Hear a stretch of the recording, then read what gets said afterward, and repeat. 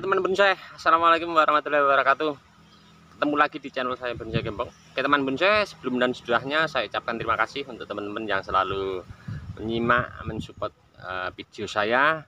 Mudah-mudahan video saya sebelumnya menginspirasi dan bermanfaat untuk teman-teman semua.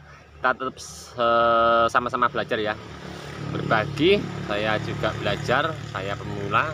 Teman-teman juga mungkin ada yang lebih senior dari saya untuk melihat channel saya. Saya mohon maaf sebelumnya bila ada tutorial-tutorial dari saya mungkin kurang benar atau kurang berkenan untuk teman-teman semua. Dalam satu hobi kali ini saya mau review cara stek bahan bonsai waru aman, dan saya pastikan untuk 90-95 berhasil ya. Dengan teknik cara saya sudah beberapa kali praktek untuk stek bahan bonsai waru. Kita harus pelajari ya untuk batang, ketuaan batang atau kemudaan batang pada bahan bonsai waru yang siap untuk stek itu tingkat keberhasilannya, ciri-cirinya seperti apa. Saya langsung mau tunjukkan untuk ke bahannya ya, bagaimana nanti tahap-tahapannya dari awal nyampe sekarang saya mau stek. Oke, kita langsung menuju ke bahannya. Teman-teman, ini di depan saya ada potongan bahan bonsai waru Taiwan ya. Ini saya ambil dari lahan. Nah, saya potong sekitar 12-15 cm ya, yang ini sekitar 10 cm, lebih dikit. Nah, sebelum kita tanam, usahakan kalau pemotongan dari lahan jangan langsung ditanam ya teman-teman. Kita pakai kantong plastik yang warna putih itu, kalau enggak yang warna hitam enggak apa-apa. Setelah kita potong, kita bersihkan, kita sikat semua. Di sini untuk bawahnya saya potong agak menyerong ya, menyerong ke sana, ke sebelah sana semua, seluruh lingkaran saya potong menyerong. Nah, saya masukkan ke kantong plastik, saya basahi, kemudian saya masukkan ke kantong plastik. Ingat, kantong plastiknya saya lubangi di bawahnya, terus saya gantung di kamar mandi. Kita tidak bisa, saya sendiri tidak bisa menentukan kapan akan titik tumbuh kambium hampir jalan seperti ini ya. Ini putih, ini kambium ya, kambium sudah mau jalan ya itu ya.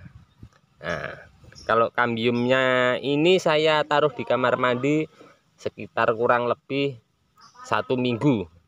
Nah, sudah mau keluar, ini kambiumnya sudah jalan.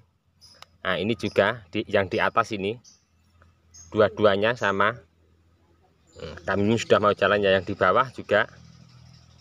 Nah, untuk penaruhan di kamar mandi jangan terbalik, begini juga ya, kita gantung, kita basahi. Setelah nanti keluar seperti ini, kita siap tanam ya. Nah, perlu diperhatikan untuk teman-teman, kita cari batangnya yang tua ya. Kita tidak perlu saya jelaskan, untuk teman-teman mungkin sudah tahu juga untuk batang tua yang mana, batang muda yang mana. Nah, untuk media tanam juga perlu diperhatikan. Saya beberapa kali yang melakukan seperti ini berhasil. Ini saya mau berbagi langsung karena saya pernah melakukan hal seperti ini, 90-95% berhasil. Untuk media tanam perlu diperhatikan. Oke, kita langsung saja untuk melakukan penanaman ini. Untuk media tanam saya memakai pasir ladu kali full. Seperti apa pasir ladu kali yang bagus, nanti akan saya tunjukkan untuk teman-teman. Kalaupun tidak punya pasir ladu kali, kita pakai pasir malang akan lebih bagus. Pasir malangnya kita ayak, kita ambil yang halus, terus pasir malang itu kita rendam di bak air dari pagi nyampe pagi lagi, baru kita pakai. Kenapa biasa saya rendam kalau pakai pasir malang? Karena banyak sekali ya debu-debu di pasir malang. Biasanya kalau baru kita bongkar dari dari kresek yang pasir malangnya. Oke, kita langsung saja melakukan penanaman ini.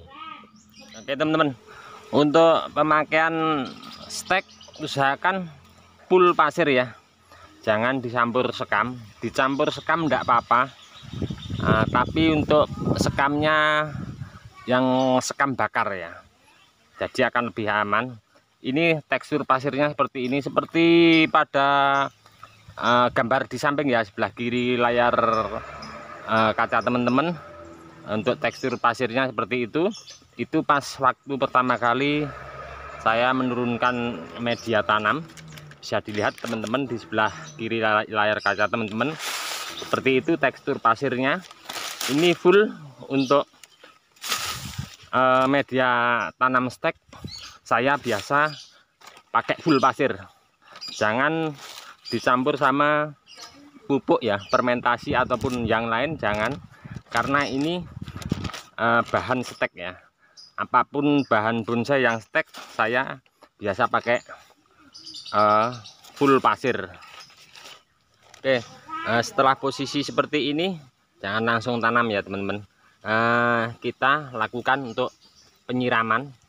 Untuk penyiraman usahakan yang full, nyampe yang banyak, nyampe di bawah polybag, keluar air yang semaksimal mungkin. Kenapa? Biasa kalau kayak gini untuk setekan biasanya kondisi rongga pasir ini masih kebuka ya.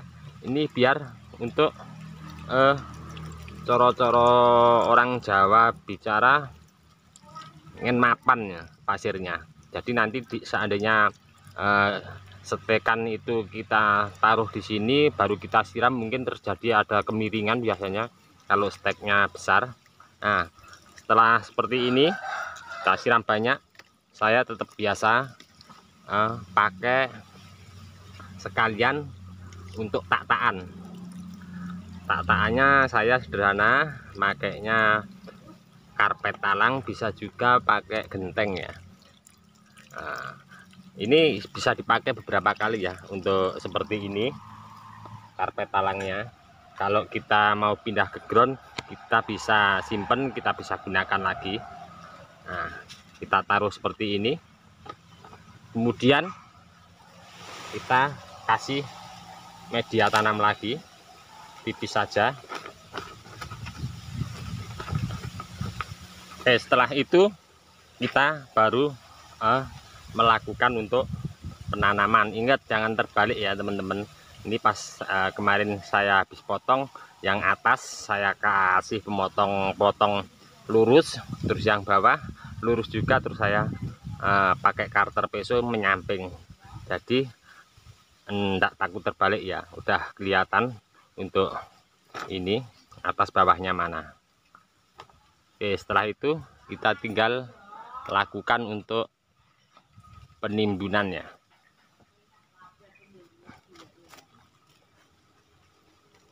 Untuk kedalaman kita usahakan menurut besar kecilnya batang yang kita stek ya. Saya kalau batang sekian kita bisa kira-kira 3 cm atau 2 cm.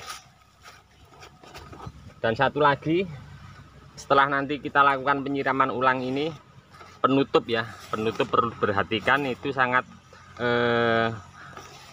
menyetabilkan kelembapan daripada batang yang kita stek. Usahakan jangan pakai plastik ya untuk penyungkup, akan lebih aman. Nanti ada, setelah ini akan saya berbagi untuk teman-teman, mudah-mudahan nanti bermanfaat. Kita sepele memanfaatkan barang-barang bekas di sekitar kita, kita bisa pakai untuk penyungkup daripada bahan stek, entah itu bahan bonsai apapun ya, entah waru ataupun sancang. Dan ini sangat sepele banget ya untuk teman-teman ya. Kita bisa cek untuk seberapa kedalaman stek kita dari media tanam sampai batang paling bawah bahan bonsai yang kita stek. Kita goyang-goyang sedikit gini, kita ambilnya, berarti kedalamannya sekitar 2 cm lebih ya, udah pas sekali. Kita tinggal masukkan lagi, kemudian lakukan penyiraman. Oke, kita lakukan penyiraman. Kemudian setelah kita siram full, untuk penyiraman berikutnya kita tidak perlu becek-becek sekali ya, karena akan rawan sekali untuk kebusukan karena dia tidak mempunyai modal akar lain seperti cangkok ya. Ya, kali ini sangat penting sekali ya teman-teman ya. Bukan terlalu penting banget, tapi ini cuma trik teknik dari pengembangan diri saya pribadi. Untuk penutupan ini biasa saya pakai, kalau batangnya kecil pakai bekas botol air mineral. Nah, kita tinggal tutupkan begini, terus kita tindih di atasnya pakai batu, jauhkan dari jangkauan yang menyentuh daripada batang ini ya, ayam ataupun anak-anak kecil, karena sangat riskan banget untuk bahan stekan. Kalau pas baru mau tumbuh titik tunas akar, goyang sedikit bisa patah. Biasa saya pakai penyungkupnya bekas botol air mineral, saya tutupkan begitu saja. Berhubung ini besar, saya pakainya plastik yang agak besar, kaku. Ini saya lipat ke atas, jangan dipotong karena bisa dipakai untuk nanti kita stek lagi ya.